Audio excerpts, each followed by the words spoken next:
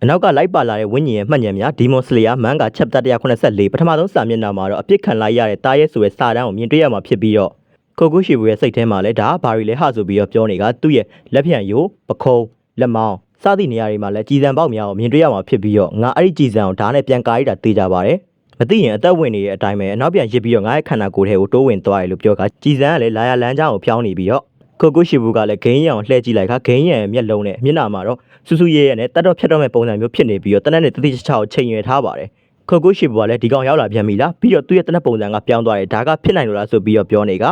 ောနေရင်လည်းပဲသူ့ရဲ့တကူလုံးကရုတ်တရက်ကြီးတစ်ပင်တစ်အမြင့်တစ်အနွယ်တွေနဲ့ဖုံးနှွမ်းသွားကခိုကူရှိဘူးကတော့တစ်ပင်တွေလားဒီအမြင့်တွေကကြမ်းပြင်ကိုပါကုတ်တွယ်ထားတာငါလှုပ်လို့တော့မရတော့ဘူးတကယ်ပဲအဲ့ဒါကြီးကသွေးမိတ်စာအတက်လားငါရဲ့စပင်အပြင်ဓာအပိုင်းပဲပါကြံသွားခဲ့တာပဲအဲ့ဒီတော့ तू ကအဲ့ဒါတွေကိုစုပ်ယူပြလိုက်တာလားအဲ့ဒီနောက်ခိုကူရှိဘူးကနောက်တစ်ဖက်ကိုလှည့်ကြည့်မိသွားပြီးတော့တစ်ဖက်ကဟီမေဂျီမာနဲ့ရှင်နယ်ဇူကာဝါသူ့အမဲဖြတ်ဖို့လာနေပြီးတော့ဒီခန္ဓာချက်ကြီးကငါခန္ဓာကိုယ်ထဲကသွေးတွေခေါင်းထဲကိုတိုးဝင်သွားတယ်လို့ပဲတော်တော်လေးကိုစိတ်ကတိအောက်ဖြစ်စေတယ်ပြီးတော့ငါအန်ရတော်ရရောက်သွားတာတော့မှပဲအခုချိန်ထိလုံးလုံးလှုပ်ရှားလို့မရသေးဘူးဒီခန္ဓာချက်ကတာယာအေဂျင့်တွေရဲ့ဘဝလေးကိုဖျက်ဆီးသွားတဲ့အတိုင်းပဲငါဒီခန္ဓာချက်ကိုနားလဲပြီးတော့အဲ့ဒီခန္ဓာချက်ကငါ့အတိတ်ကိုလည်းသတိရသွားစေတယ်လွန်ခဲ့တဲ့နှစ်ပေါင်း400ကျော်လောက်တုန်းကပေါ့ဆိုပြီးတော့ပြောလိုက်ကအတိတ်ကိုပြန်ရောက်သွားပြီးတော့ခိုကူရှိဘူးကဘယ်နေရာရောက်လို့ရောက်မှမသိပဲနဲ့လွန်ခဲ့တဲ့နှစ်ပေါင်း400လောက်ရှိသွားပြီဖြစ်တဲ့အဲ့ဒီနေ့ကသွေးအောင်ဖျားထွက်နေတဲ့လာမင်းကြီးရဲ့အောက်မှာငါဆိုပြီးတော့ပြောလိုက်ခါသူ့ရဲ့အရှိမှာတော့လူတယောက်ကရက်တီနေကမယုံနိုင်စရာကောင်းတဲ့တစုံတရာကိုငါတွေးလိုက်ရတယ်လို့ပြောပြီးတော့ तू ကလည်းစိုက်ကြည့်နေကကျွန်တော်ရဲ့ညီဖြစ်သူကရားစရာမရှိအောင်အိုမင်းနွမ်းနဲ့နေပြီးတေချာမှတ်မိတယ်စုကေကိုနေယူရီချီအဲ့ဒါကကျွန်တော်ရဲ့ညီပဲကျွန်တော်တို့နောက်ဆုံးအချိန်တွေ့ခဲ့တဲ့နှစ်တုန်းကနှစ်ယောက်စလုံးက16နှစ်သားလောက်ပဲရှိအောင်ပဲ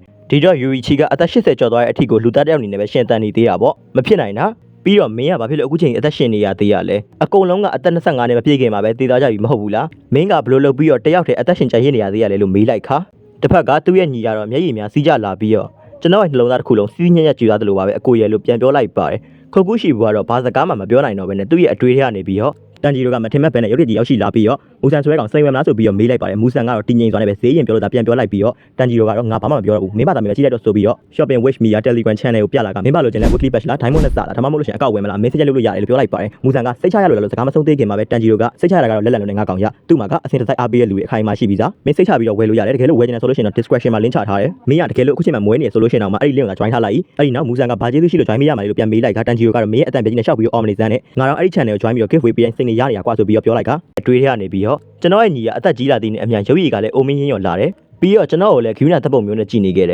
ဒါပေမဲ့ကျွန်တော်သူ့စိတ်တော့မဆိုးပါဘူးမလန်းမကန့်မှရက်နေခဲ့တဲ့ညီကကျွန်တော်အတွက်တော့လွန်ခဲ့တဲ့နှစ်ပေါင်း60လောက်ကလေးကမျက်စိစပွင့်မွေးစူးစရာဖြစ်နေတယ်ပြီးတော့ကျွန်တော်ကိုအကိုလို့ခေါ်လိုက်တဲ့အတန်ကလည်းလုံးဝအကွဲပြီးတော့အတန်ကထက်နေတယ်ကျွန်တော်ရဲ့ညီကဘယ်တော့မှသူ့ရဲ့စိတ်ခံစားချက်တွေကိုထုတ်ပြလိတော့မရှိဘူးဒါပေမဲ့ကျွန်တော်ဘဝမှာပထမဆုံးအချိန်သူငိုတာကိုမြင်လိုက်ရတော့ကျွန်တော်ရင်ထဲမှာတော်တော်ကြီးကိုစိုးသွားတယ်ကျွန်တော်စိတ်တွေအရန်ရှုပ်ထွေးသွားပြီးတော့အမှားနဲ့အမှန်ကြားမှာလွန်ဆွဲနေရတယ်ကျွန်တော်လူသားဘဝတုန်းကခေါင်းစအခြေဆုံးသွေးသားသွက်ဆက်ခဲ့တဲ့လူကိုတက်ရတော့မယ်ဆိုတော့ကရုပ်ပိုင်းဆိုင်ရာအရာကြည့်မယ်ဆိုလို့ရှိရင်လည်းလုံးဝအားနေနေပြီအိုမင်းနေရဲ့တက်ကြီးရွယ်ကိုတယောက်ဘာပဲဖြစ်ပါလေ तू ကမိစ္ဆာနေနေသူငါမှရွေးရက်တယ်မှာမရှိတော့တာဒါပေမဲ့ तू ငါ့ကိုလာတက်ခဲ့တဲ့အချိန်ကျတော့မှပဲငါသူ့ကိုတက်လိုက်မယ်လို့သူ့ရဲ့စိတ်ထဲကနေတွေးနေပြီးတော့ဒါပေမဲ့အဲ့ဒီခံစားချက်ကြီးကထူးဆန်းနေတယ်ငါရဲ့ရင်ထဲတဟုန်ထူးသားတယ်လို့ပဲလို့ပြောလိုက်ကသူ့ရဲ့ညီတနည်းအားဖြင့်အဖိုးကြီးဖြစ်နေတဲ့သူ့ရဲ့ညီကတော့အိုမင်းနေရဲ့လက်တွေနဲ့ပဲဓာတ်ကိုကင်လိုက်ခါသူ့ရဲ့နောက်မှာတော့ထူးဆန်းစွာနဲ့ပဲလေဟုန်များကထိုးတက်လာပြီးတော့ခိုကူရှိဘူးကလည်းလေထူးရဲ့တိတ်တိကျကအင်မတန်မှထိုးတက်လာတယ်ငါရဲ့ပခုံးနှစ်ဖက်ပေါ်မှာကြောက်တုံးကြီးတုံးစီကိုပင့်နေထမ်းထားရတယ်လို့ပဲပြီးတော့သူ့ရဲ့ကိုနေဟန်တာကလည်းပြောစရာမရှိလောက်အောင်အမှားယွင်းကင်းမဲ့နေတယ်တစ်ဖက်ကသူ့ရဲ့ညီကတော့ကျွန်တော်ဘက်ကပဲအရင်စပြစီလို့ပြောလိုက်ခါလျင်မြန်တဲ့အချိန်နဲ့ခိုကူရှိဘူးရဲ့အရှိတတဲ့ကိုတိုးဝင်လာကခိုကူရှိဘူးကလည်းဓာတ်ကိုကင်ဆွဲထားပါတယ်ခိုကူရှိဘူးရဲ့လေပင်ကရုတ်တရက်ကြီးပြတ်တောက်သွားပြီးတော့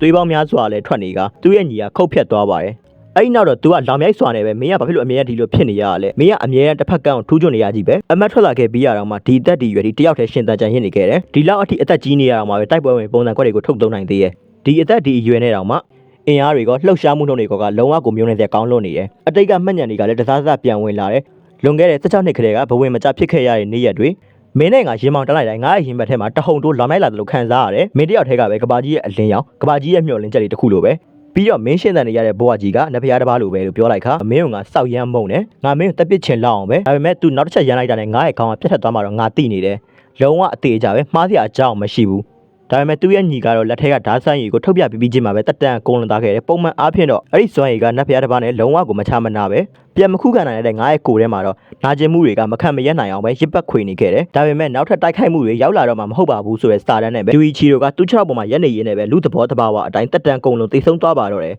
ဒီမှာနေမဲ့ chapter 184ကအန်ထားပါတယ်ကျွန်တော်တို့ဇာဖြိုးပါ